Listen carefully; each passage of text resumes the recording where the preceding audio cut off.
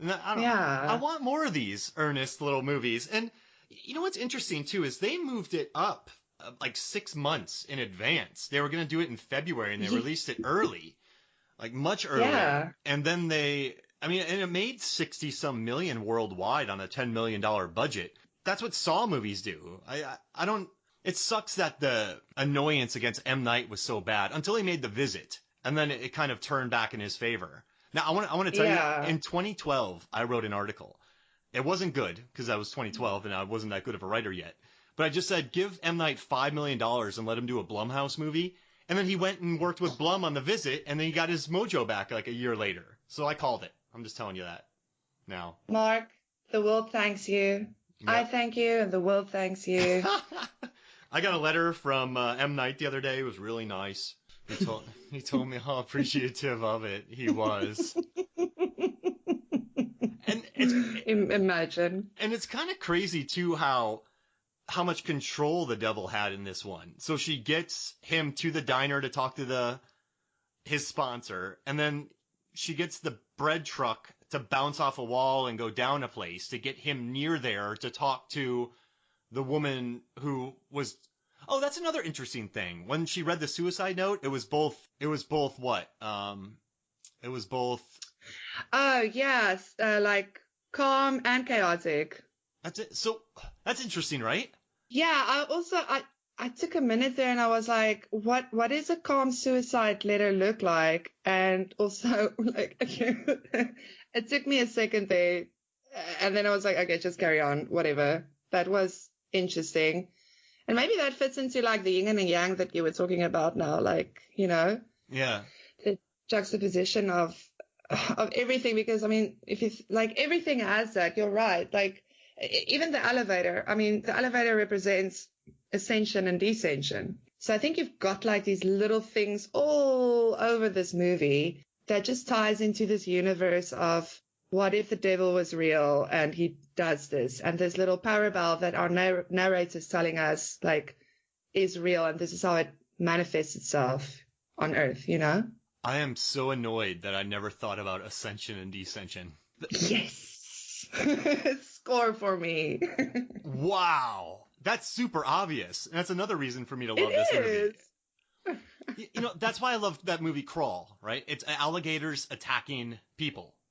That's it. That movie's so good. It's so good. And I love that the main character, she swims for the University of Florida and their mascot is the gator. And then she's attacked by gators. It's just, I'm telling you, I love some straightforward storytelling. Oh my gosh. That's bad that I missed that. I missed that. Up and down. Wow. I actually thought that was too obvious to share, but I'm so glad I did now. Because, wow. yeah. In Quarantine, they're running up and down a building, going up the stairs, going down the stairs, and then as above, so below, they go to hell again. Wow. Yeah. The Dowdles, they do like a theme, don't they? But I actually read they do like the whole claustrophobia isolation thing as well, which you can see they do. And then they did Waco. That's nothing but isolation in that compound. Ooh, I didn't watch that.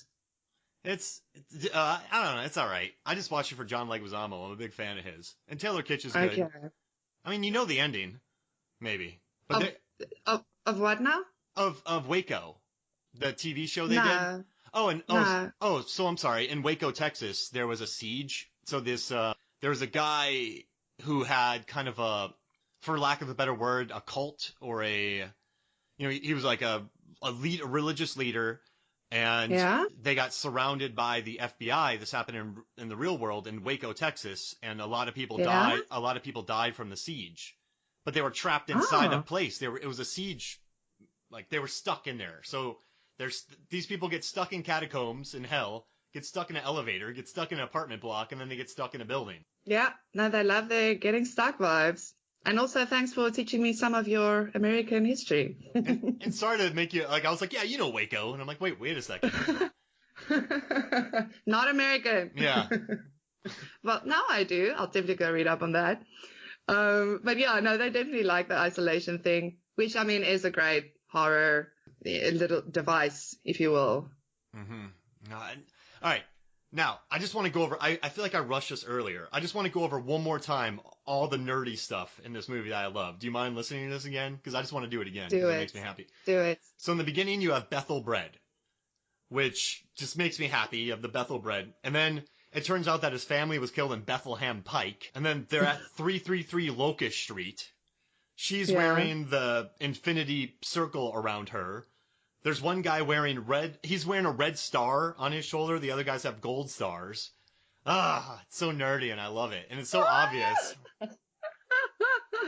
Well, I mean, like I said, I didn't pick up on that, but yeah, now I'm probably not going to not see it. But that is so cool. But listen, about the address, right? Because I read it's such an interesting story when they started to, they went to Toronto and they looked like, they scouted for a skyscraper to use to film it. And, the skyscraper that they used, they went there, and when they were there, a woman actually got stuck in an elevator there. And apparently it took like hours to get her out, and they were all going like, this is like a omen, like we need to film here, this is happening. And then when they went back for another scout later on, the elevator glitched again.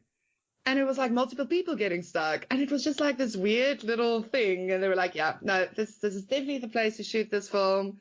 But imagine, like, that is, I mean, I'm not really one to believe in like omens or anything, but I think it's always weird when something like that happens. Like, man, creepy. Wow. I got stuck in my truck right before we recorded this. Oh, no, wow. I'm joking. How crazy would that be? That would be funny. Yeah, all right. Can call me from your truck. Like a Skype call from my phone? I could do it. Yeah, you could do it. But yeah, also, and then like the other thing was that the address was 333. And that was also, that made them go like, yeah, we gotta film here. That's fate right there. Yeah, perfect. This is a cheap movie. $10 million? That's not much. No, I mean, that's low budget. That's low budget. Yeah. Do you think it looks like a $10 million movie? Yeah. Yeah? I'd give it 13. Okay. Yeah. Okay. I just foiled you there, didn't I? You were like, what is this guy getting at here? Yeah, what, Mark? What? All right, so how about this? Well, you want to do something? I got a draft for you. I think a draft will be fun right about now. What do you think? Yes, let's. All right, so we're going to draft 5 21st century movies, horror movies that we think are underrated. And then you can vote for them on Movies, Films, and Flicks Facebook. So I'll let you go first, then I'll go second. We'll pick 5 total. If you pick one, I can't pick that. So don't pick what I want, please. And then you can go to Movies, Films, and Flicks Facebook the day after this episode's released, and you can vote. So perfect. All right. Can I go? Yeah, I'll give you first pick. Okay. I am going with Oculus from Mike Flanagan, 2013. Oh, it's so good. Yeah. That's a gut punch movie. I love that movie. I mean, I know some people that also like it as much as I do, but more people should like it the way I do. It is a damn good movie. I think especially for the time it came out, but it still holds up. There's some of the creepiest scenes in that movie that I've seen in horror films. And I really like Karen Gillan and Brendan Thwaites in it, just kind of new faces. I know she had been in Doctor Who, but I really like that. And just the claustrophobia it builds. Exactly. I got rid of every mirror in my house after that. Really? No. So liar! I knew it. Yeah, that's Such right. a liar. Hey, I'm that lady in here. I'm the one that's always stirring shit up. I'm the new guy. Stirring shit up. I see you, Mark. I see you. Right. So my number one pick is The Blackcoat's Daughter, which directed by Oz Perkins. Have you watched it? Not yet. I know of it, but I haven't watched it yet. Yeah. I promote it every chance I get. So if I ever write an article about horror movies, I just throw a reference into it. I just think it's a really neat, quiet, patient film that focuses on loss and loneliness, and it just gets me. It has the most low key exorcism that you could ever see. So yeah, mine is wow. Black Coat's Daughter. That's my first one. Okay, I'm definitely going to check that one out. Okay, and then yeah, keeping with the dawdles, I'm going with As Above, So Below. No, Boom. that's so good. All right, I'm gonna give away the ending. Is that fine? I don't know. Should you? I guess. I mean, this is a part for the devil. I mean, if it was a part for As Above, then I mean, I guess it would be fine. But don't spoil it for people that hasn't watched it yet. You know? Yeah. I don't know. What do you think? You're right. It made me happy because I don't know if this is a spoiler, but I didn't see it ending like that. And when it ended like that, I felt very happy. I can tell you that same. I felt the same. Like I also didn't expect it, and it was very satisfying. It's one of those satisfying endings. Like you say, it makes you happy because you're like, oh yes, that's a good way to do that. I wanted more. Well, I won't say anything else, but yeah, it's good. I don't think it's that shaky. I love that they actually went down to the catacombs. It's cool. I'm glad you picked it. That's a good one. My wife Megan and I are covering it on the podcast. We're probably in the next few months we're going to cover it because we love that movie. Oh, awesome. Yeah. Yay. All right. Do it. So mine, I don't know if you've seen this movie, but it's called Session 9.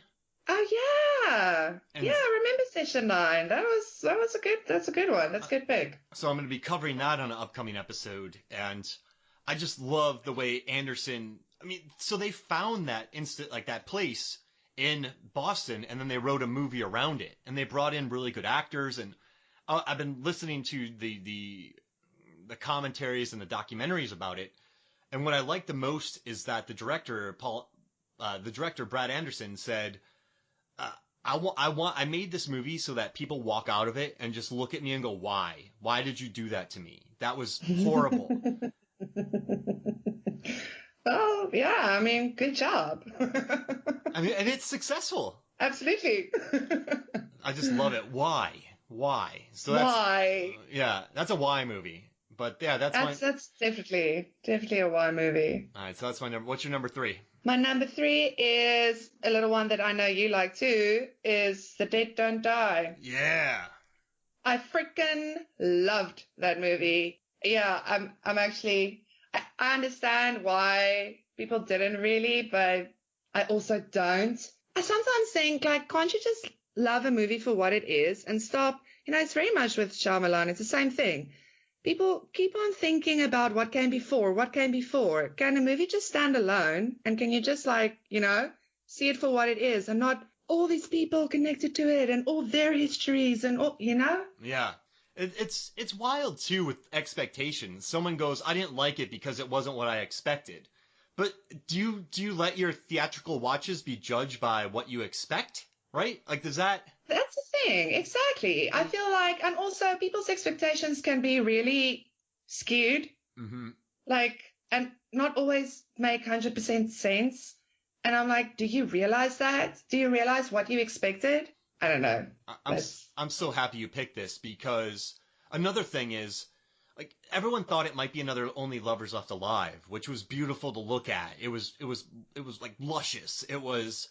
It just looked beautiful. And I think people are maybe expecting something like that. But Jarmusch, he has no interest in zombies. He just wanted to tell a little story. I don't know. I loved it. I love that movie. I've watched it so many times. Oh, it's so good. No, big fan. So what's yours? Tusk. I'm going to do Tusk. Tusk. Directed by Kevin Smith. Because it's just a movie about a guy being fit into a walrus suit.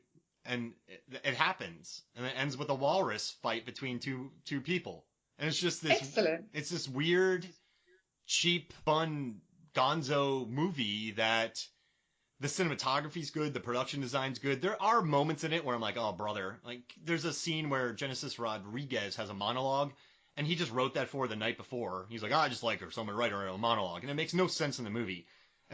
But other than that, it's a movie about a guy being turned into a walrus. Like you can't beat it. Yeah, you can't beat it. Excellent. Sorry, that's mine. What's your next one? Number 4, Jennifer's Body. Yeah. Love that movie. So good. So good, so underrated. I love that people have actually started talking about it a bit more. Yeah, maybe it might have been like one of those ahead of its time. I hate saying that though. I hate saying something is ahead of its time yeah, anyway, whatever. That's a discussion for another day. Just an excellent movie. I loved everything about that movie. It was fun. It was gross. It was